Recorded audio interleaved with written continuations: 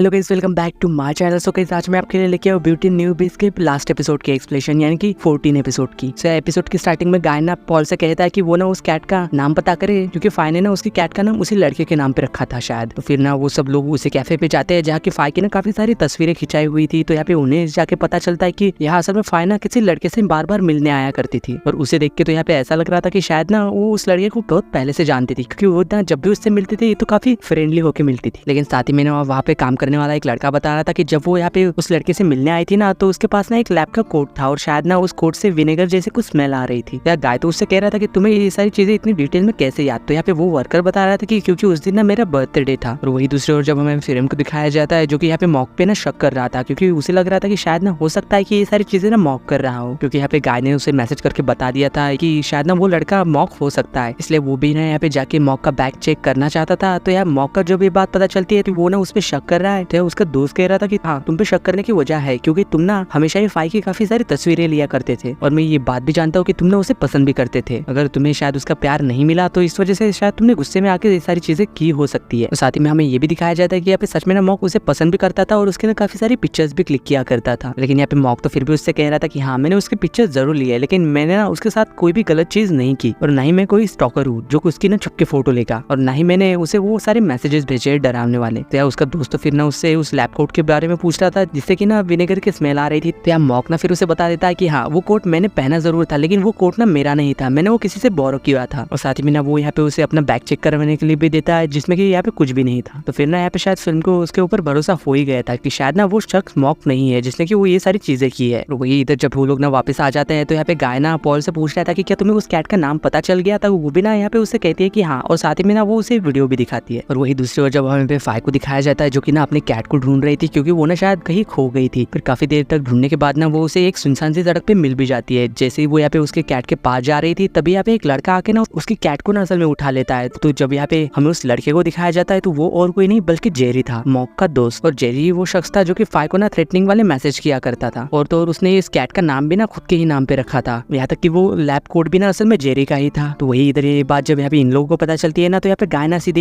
N को call करता है ये सारी बात बताने के लिए। तो यहाँ पे एन उसे बता रही थी कि उसने तो मुझे कमरे में लॉक कर दिया है, और वो ना यहाँ से भाग चुका है पहले ही। पता नहीं उसने ऐसा क्यों किया, क्या तुम बताओगे कि आखिर हो क्या रहा है। तो यहाँ गाय ना फिर उसे सारी बात समझा देता है कि जेरी असल में वो लड़का है। और वही इधर यहाँ पे फाई ने उससे पूछ रही थी कि तुम यहाँ पे क्या कर रहे हो, लेकिन यहाँ पे वो तो कह रहा था कि सब लोग ना असल में तुम्हें ढूंढ रहे हैं, तुम्हारे लिए ना काफी सारे लोग ना परेशान है। पर फिर भी यहाँ पे फाई तो कह रहे थे कि मैं ना थोड़ा परेशान हूँ, इसलिए मैं अभी ना वापस नहीं जाना चाहती। लेकिन फिर भी यहाँ पे जेरी तो उससे कह रहा था कि तुम स्ट्रेस में क्यों हो, आखिरकार तुम्हारी वजह तो ये सारी चीजें हो रही है ना। साथ ही में ना वो यहाँ पे काफी क्रीपी सी स्माइल भी कर रहा था, जिसे देख के यहाँ पे फाई तो समझ जाती है कि जो उसे थ्रेटनिंग वाले मैसेज कर रहा था ना, शायद वो और कोई नहीं बल्कि जेरी ही है। और साथ ही में इसी ने शायद उसकी फोटो भी पोस्ट की होगी। यहाँ जेरी उससे कह रहा था कि मैं ना हमेशा ही तुम्हारे साइड था, हमेशा ही तुम्हारा सपोर्ट करता था, और हमेशा ही तुम्हें ना काफी सारे गिफ्ट्स भी दिया करता था, जो कि तुमने अब तक संभाल के रखे हुए हैं। तो यहाँ हमें ऐसा पता चलता है कि जेरी ना असल में फाई के तो पीछे पूरा पागल हो चुका था, यहाँ ऐसा कह लो कि पूरा साइको था वो। और साथ ही में वो यहाँ पे उसे बता रहा था कि जब ना तुम गाय के पीछे पड़ रहती थी, और जब यहाँ पे गाय को ना ये बात पता चली थी कि तुम शायद फेरी फाई हो, तब भी ना असल में मैंने तुम्हारी मदद की थी। और उस दिन शाम वाली पार्टी में भी ना जो असल में ड्रिंक एक्सचेंज हुई थी, तो शायद ना वो मुझे लगा था कि वो सारी चीजें तुम मेरे लिए कर रही होगी, पर ऐसा कुछ भी नहीं था, मैं गलत था। तुमने तो ये सारी चीजें ना असल में गाय के लिए की थी, यहाँ तक कि तुमने तो जाके उसे हक भी कर लिया था सबके सामने। क्या तुम्हें जरा सा भी अंदाजा है कि उस दिन मुझे कितना बुरा लगा होगा। तुम्हें तो गाय के साथ इस तरह से देख के ना मेरा तो पूरा दिल ही टूट गया था। और जब मुझे ना तुम्हारी रियलिटी पता चली कि तुम किस तरह की लड़की हो, तो मुझे ना तुम पे काफी ज्यादा गुस्सा आया कि तुमने मेरे साथ ऐसा क्यों किया। तुमने तो बस अपनी भोली शक्ल का इस्तेमाल किया है दूसरों को फंसाने के लिए और मुझे फंसाने के लिए, तो इस वजह से तुम्हें तो सजा मिलनी ही चाहिए ना। ये सारी बातें कह के ना असल में वो यहाँ पे फाई की कैट का ना असल में गला दबाने लग जाता है। तो यहाँ पे ये सारी बातें ना फाई से देखी नहीं जाती, और वो ना काफी जोर से चिल्ला जाती है, कह रही थी कि प्लीज ऐसा मत करो, मैं जानती हूँ कि तुमने मुझसे काफी ज्यादा नाराज हो, मैंने तुम्हें काफी ज्यादा दुख भी पहुंचाया है, क्योंकि मुझे ये बात पता ही नहीं थी कि तुम असल में फेरीफाई हो, जो कि मुझे सपोर्ट करते थे हमेशा। तुम ही तो थे जो कि हमेशा ही मेरे साथ रहते थे, और तुम ये भी अच्छे से जानती हो कि मैं गाय से प्यार नहीं करती, मैं तो तुम्हारे साथ रहना चाहती हूँ। क्या हम फिर से एक फ्रेश स्टार्ट नहीं कर सकते। शायद ना असल में यहाँ पे जेरी तो उसकी बातों में आ गया था, लेकिन वही यहाँ पे फाइना सब ने उसके कैट को उसके पास से लेके ना उसे एक जोरदार थप्पड़ मार देती है, ये कहकर कि तुम जैसे साइकोपैथ के साथ तो मैं कभी भी नहीं रहूंगी। ये सारी बातें कह के ना वो वहाँ से जाने लगती है। पर वही उसके जाने के बाद यहाँ पे वो तो सोच रहा था कि आखिरकार मैं उसकी बातों में ऐसा कैसे आ गया, अब तो उसे सजा मिलनी ही चाहिए। यहाँ पे फिर ना वो फाई का पीछा करने लग जाता है, लेकिन यहाँ पे फाइना जैसे तैसे बचते बचाते उससे छुपने की कोशिश कर रही थी। लेकिन वही यहाँ पे ना असल में जेरी भी उसे ढूंढता हुआ उसके पास पहुंच ही चुका था। या वो उससे कह रहा था कि तुम्हारा मुझसे छुपना ना किसी काम का नहीं है, मैं ना कुछ भी करके तुम्हें ना वो सबक सिखा के ही रहूंगा और जो तुमने गलती की है ना उसकी सजा तुम्हें दिलवा के ही रहूंगा। और जिस तरीके से तुमने अपनी भोली शक्ल का, अपनी खूबसूरती का इस्तेमाल किया है ना, मैं ना उस सूरत को ही खत्म कर दूंगा। ये सारी चीजें कह के वो उसके पास चला जाता है क्योंकि उसने ना उसे देख लिया था। और साथ ही में हमें यहाँ पे इधर मॉक को दिखाया जाता है जो कि यहाँ पे गाय के पास आके ना उससे पूछ रहा था, क्योंकि अभी तक उन लोगों को ना फाई के बारे में कुछ भी पता ही नहीं चला कि वो है कहाँ। तो वही ना फिर वो यहाँ पे ल्यू के पास कॉल करके पूछता है कि क्या तुम्हें उसका कुछ पता चला, लेकिन उसे भी ना कुछ पता ही नहीं था इस बारे में। लेकिन तभी यहाँ पे ना उसे फाई की चिल्लाने की आवाज आती है, तो वो कुछ भी गाय को बताए बगैर ना असल में फोन काट के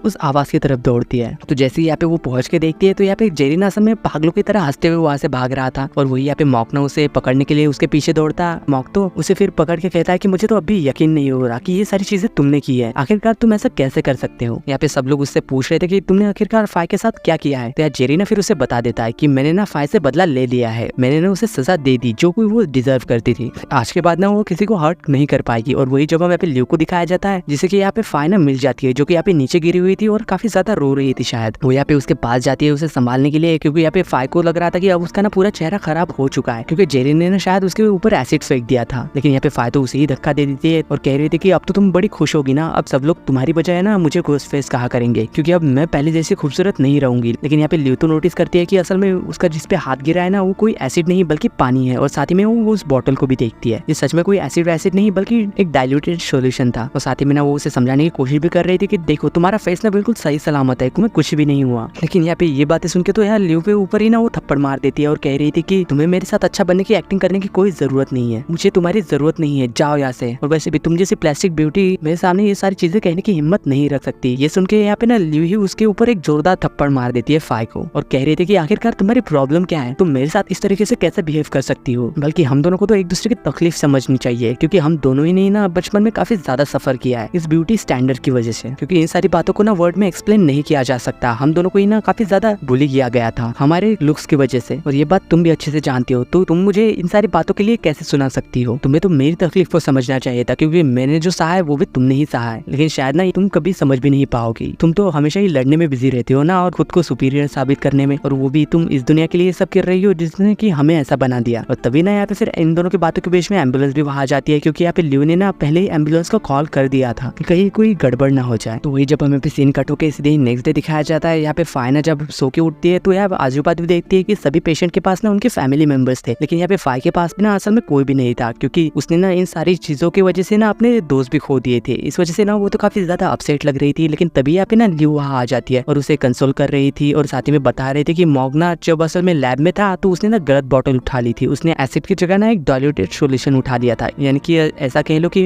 जाने अनजाने में ही सही मॉक ने तुम्हारी इसमें मदद की है, क्योंकि उसने ना असल में लेबल गलत लगा दिया था इस वजह से। और यहाँ पे ल्यूना अभी भी फाई को दोस्त मानती थी, इसलिए वो कह रही थी कि मैं ना अभी भी तुम्हारे दोस्त बना रहना चाहती हूँ, क्या तुम अभी भी मेरी दोस्त बनना चाहोगी। तो यहाँ पे शायद ना फाई को भी अपनी गलती रियलाइज हो ही चुकी थी, इसलिए वो यहाँ पे ल्यू से सॉरी कहती है और कह रही थी कि मुझे माफ कर दो इन सब चीजों के लिए, मैं ना बहुत ज्यादा गलत थी। लेकिन यहाँ पे ल्यू तो उसे पहले ही माफ कर चुकी थी। अब जबकि यहाँ पे इन दोनों के बीच में ना सब कुछ ठीक हो चुका था, तो ठीक होने के बाद ना यहाँ पे फाई भी ना सब लोग के साथ जाके माफी मांग रही थी, और यहाँ पे सभी लोगों ने फाई को भी माफ कर दिया था। तो यहाँ पे सभी लोग मिलकर ना असल में परफ्यूम बना रहे थे। यहाँ पे ल्यू ना सभी लोगों को परफ्यूम बनाना सिखा रही थी, यहाँ तक कि फाई ने ना असल में मैक से भी माफी मांगी थी, क्योंकि उसने जो कुछ भी उसके साथ किया उसके लिए भी। लेकिन यहाँ पे मैक को तो ये सारी चीजें सुन के बुरी तो लग रही थी, लेकिन उसने भी ना असल में उसे माफ कर ही दिया था। और वही इधर यहाँ पे सभी लोग ना साथ में मिलकर काफी ज्यादा एंजॉय कर रहे थे और परफ्यूम बना रहे थे, ताकि वो ना अपने लव वंस को वो परफ्यूम दे सके। और वही जब हमें पे नेक्स्ट सीन में मिस लिंडा को दिखाया जाता है, जिसके पास कि उसका हस्बैंड का मैसेज आता है, क्योंकि वो ना उनसे मिलना चाहता था। फिर बाद में ना वो उससे मिलने भी चली गई थी। वो यहाँ पे जब असल में उसे देखता है ना, वो तो काफी ज्यादा खुश हो गया था और साथ ही में उससे कह रहा था कि मुझे तो यकीन ही नहीं हुआ कि तुम सच में यहाँ पे आ जाओगे मेरे बुलाने पे। लेकिन यहाँ पे मिस लिंडा तो कह रही थी कि मेरे पास ना तुम्हें अवॉइड करने का कोई रीजन ही नहीं है। और यहाँ पे उसके हस्बैंड को भी इसके गलती का ना एहसास हो रहा था, और साथ ही में ना वो उसके लिए ना उससे माफी भी मांगता है कि वो ना हर चीजों में गलत थे। और शायद ना यहाँ पे मिस लिंडा ने भी उसे माफ कर ही दिया था, क्योंकि वो भी ना असल में उसकी गलतियों के बारे में उससे सुनना चाहती थी, यानी कि उसके हस्बैंड को ना असल में उसके कम से कम गलतियों का एहसास तो हो। और वही जब इधर हमें पे ल्यू को दिखाया जाता है, जाके सबके जाने के बाद ना गाय उसे पिकअप करने आया था, क्योंकि यहाँ पे ये दोनों ना फिर डेट पे जाने वाले थे, और वो दोनों कहीं और नहीं बल्कि उसी जगह पे गए थे जाके वो पहली बार आए थे ओपन थिएटर में। वो यहाँ पे उससे कह रहे थे कि मैं ना वो सभी चीजें रिक्रिएट करना चाहती हूँ जो कि हम पहली बार नहीं कर पाए थे। यहाँ पे ये दोनों साथ में हाथ भी पकड़ते हैं और वो ना उसी तरीके से घूमते हैं जैसा कि गाय ना हमेशा से ही करना चाहता था। वो दोनों यहाँ पे ना काफी सारे गेम्स खेलते हैं और वो सभी मूवमेंट्स क्रिएट करते हैं जो कि उन्होंने ना पिछली बार मिस कर दिए थे। और ये दोनों ना काफी सारी पिक्चर्स भी क्लिक करवाते हैं और साथ ही में सोच रहे थे कि अपनी सारी जर्नी के बारे में कि किस तरीके तरीके से वो दोनों मिले, किस तरीके से इन दोनों के बीच में प्यार हुआ। यहाँ पे गाय तो पहले से लियो को काफी ज्यादा प्यार करता था, लेकिन यहाँ लियो के मन में ना थोड़ी सी मिसअंडरस्टैंडिंग थी, लेकिन वो क्लियर होने के बाद ना वो भी उससे काफी ज्यादा प्यार करने लग गई। पर फिर भी यहाँ पे गाय तो ना असल में लियो के मुंह से आई लव यू सुनना चाहता था, पर यार लियो तो काफी ज्यादा शर्मा रही थी, लेकिन वो भी ना शर्माते हुए उससे फाइनली कह ही देती है। यानी कि उसने भी अपनी फीलिंग्स उसके सामने पूरे दिल खोल के कन्फेस कर ही दिए थी कि वो ना उससे काफी ज्यादा प्यार करती है। तो यहाँ पे फिर ना उन दोनों का किस भी हो जाता है और इसी सीन के साथ ब्यूटी न्यू बी की हैप्पी एंडिंग होती है।